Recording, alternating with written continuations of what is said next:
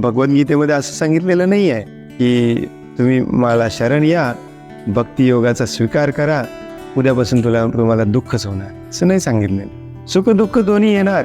जोपर्यंत आपण या भौतिक जगामध्ये आहे तोपर्यंत आपल्याला सुख दुःख दोन्ही येणारच. परंतु या सुख आणि दुःख दोन्हींच्या मध्ये समभाव कसा ठेवायचा ते भगवद्गीतेमध्ये शिकवलेलं. कारण ते ठेवावंच लागणार आहे आपल्याला. या भौतिक जगामध्ये जोपर्यंत आपण आहोत तोपर्यंत ते आपल्याला ठेवावंच.